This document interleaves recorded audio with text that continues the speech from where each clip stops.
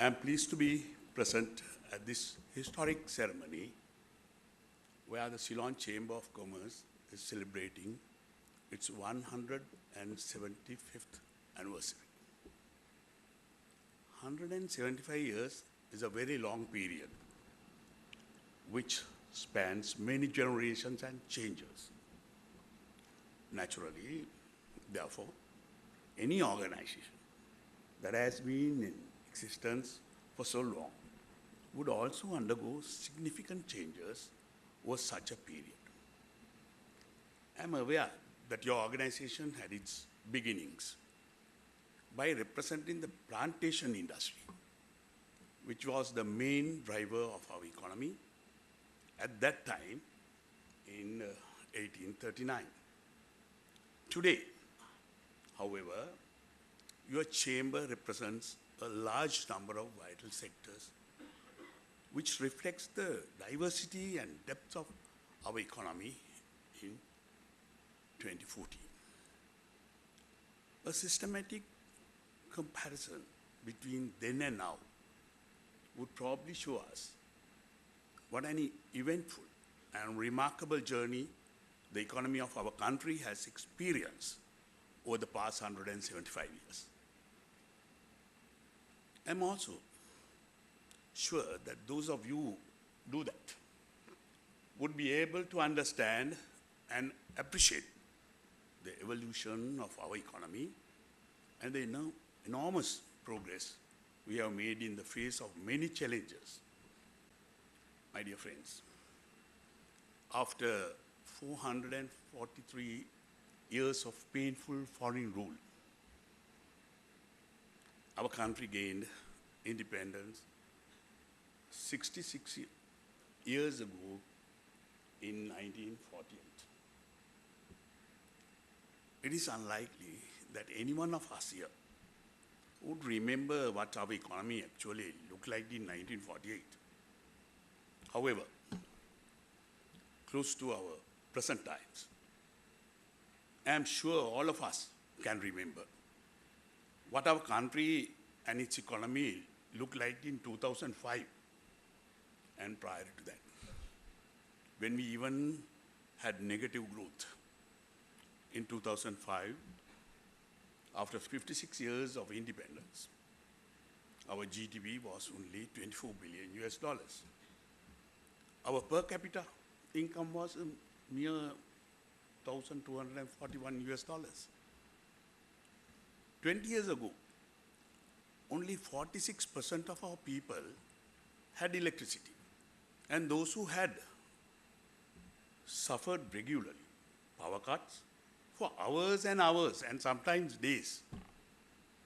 You might not even remember those dark times. Our infrastructure stood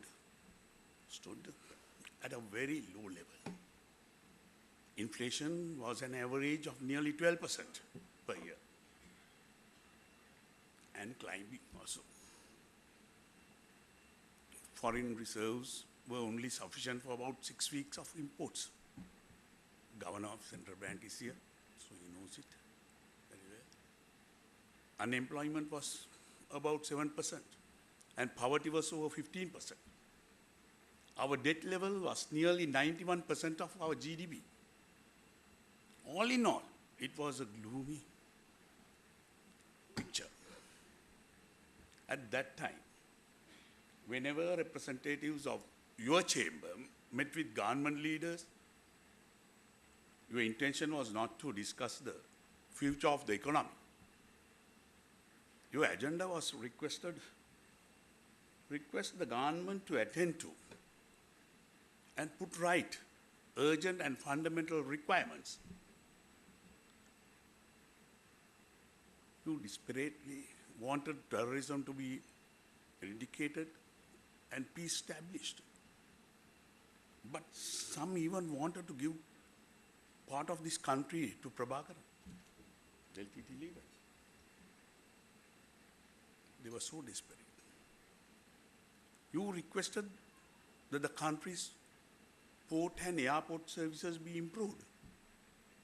You asked for assurances that the electricity demand to be fulfilled without interruptions.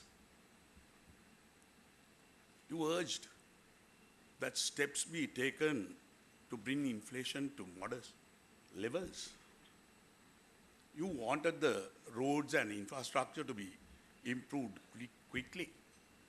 You wanted food security to be assured and shortages of all items to be eliminated. Your list of wants was quite formidable. Through formidable, all those were reasonable requests. However, what was striking at that time in 2005 was that even after 56 years of independence, we were yet sadly behind when it came to even the basic fundamentals to do business. Therefore, my government, when it took office in late 2005, had its work cut out to quickly and effectively deliver those key fundamentals to our country and economy, so that all of you, as business leaders, could look to the future and grow our economy with confidence. My dear friends, when we commenced our work, there were many who did not believe that we could succeed in delivering any of those fundamentals, let alone all of them. Almost everyone thought that Sri Lanka would never eradicate terrorism and usher peace in the country. But we did. When we finished terrorism, there were many who said we could never finish demining, resettlement, and reconstruction in the conflict areas. But we did. Today, some are saying we would never bring about a permanent reconciliation. To them, I say, we have already done an enormous amount of work towards that goal and achieved many successes. And soon, we will complete that mission as well, Mr. High Commissioner. From an economic point of view, too, there were many who did not believe that Sri Lanka would be able to develop on a sustained basis. With nearly 7.5% average growth for more than 5 years in a world that is rocked with turmoil and crisis and uncertainty. There were many who did not believe that we would have highways of an international standard, carpeted roads link the whole of Sri Lanka, and thousands of kilometers of concrete roads in the rural areas in our lifetime. There were many who predicted that with the massive development we were carrying out, we would provoke a high level of inflation, get into a debt trap, and have a fiscal deficit that was out of control. Some even shouted every few weeks that the economy would crash. But on the other hand, we have now established the longest ever period of stable and low inflation in our post-liberalization history. A stable exchange rate, decreasing debt ratios, shrinking fiscal deficits, and a large number of new and existing business opportunities through our 5-hub strategy. If you carefully look at your annual reports of about 10 years back and compare the balance sheets then and now, you yourselves realize the enormous positive change that has come about. My dear friends, as a result of those developments, today, the members of the Ceylon Chamber of Commerce do not have to worry about the issues that they had to worry about in the past. They do not have to lament and grumble about the infrastructure, the financial system, or the business environment when they meet government officials. That is probably why in 2014, when the Chamber is celebrating its 175th anniversary, the mood of the Chamber is to look to the future. You can now make plans for the year 2020 and beyond, since you know that by 2015 the country would reach a per capita income of 4,000 US dollars. On that basis, you can now make plans and develop strategies to suit a country that would surpass a 7,000 US dollars per capita income by 2020.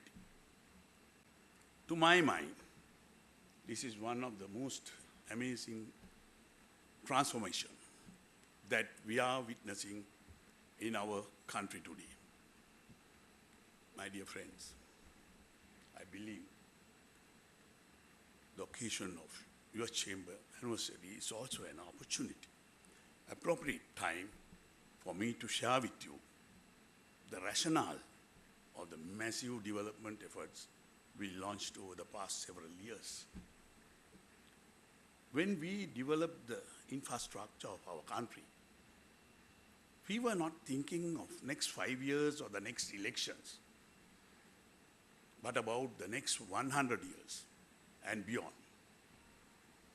When we built ports, airports, highways, roads, and power plants, we were not thinking only about you and your children, but also about the unborn generation of all Sri Lankans. When we made massive investments in education and health, we were not only thinking of our present generation of young persons, but also about the future workforce that is needed to face the challenging 21st century. When we rescued our country from terrorism through the supreme sacrifice of thousands of our people, billions of rupees worth of resources, we were not only thinking of the need to protect our people at present, but also about providing our future generations with the political and economic stability that is needed to lead safe and happy lives. When we took firm measures to steer our economic macro fundamentals to healthy levels, we were not only thinking of making it easier for you to do business now, but also about making our economic growth sustainable, inclusive, and long-lasting. In other words, we always took a very long-term view of issues and did not focus merely on the immediate and short-term time horizon. Dear friends,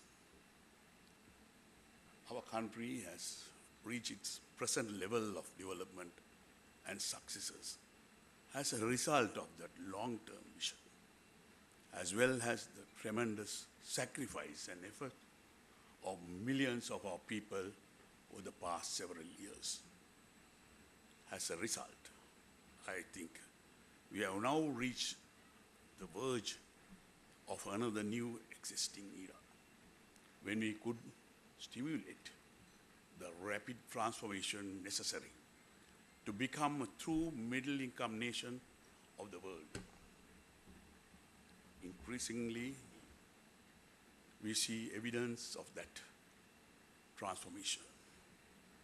With higher investment, better facilities, and more skilled workforce, however, we must all remember that there's still a lot more work to be done. As your chairman said, the massive investments that our country has made so far must now be utilized more effectively to generate great economic benefits to all our people. The wide opportunities that have been created must be distributed in a fair manner among all our stakeholders. The 6% of our people who are still in poverty must be targeted for upliftment very quickly, so that they would not be left behind when our country moves to a greater heights. The developments of the future must be made sufficiently inclusive, in touch the lives of all our people in all our districts in a uniform and fair manner. My dear friends, the outstanding success that our country has been able to achieve over the past several years is a result of the collective efforts of the government and you, the private sector. The private sector that I am talking of ranges from the top chairman of your largest corporate to the simple farmer or fisherman in our most rural village. Let us realize that each one of them has played their role in realizing today's status of our economy. In the same way, each one will need to play an even more enhanced role in creating the new future we are designing for ourselves. Finally, I wish to commend the Ceylon Chamber of Commerce for the vital contribution it has made to our country's economy over the past 175 years. I also wish to thank all your members, past and present, who have been in the forefront in guiding the destinies of our private sector, which has helped our country to reach its present level. On this happy occasion, let us firmly dedicate ourselves to contribute our diligent efforts to develop our beloved motherland to reach even great heights in the years to come. May all of you have the wisdom, strength, and the ability to steer your companies to do better and deliver prosperity to all the people of our country. May the noble Triple Gem bless all of you. Thiruvan Sarnani.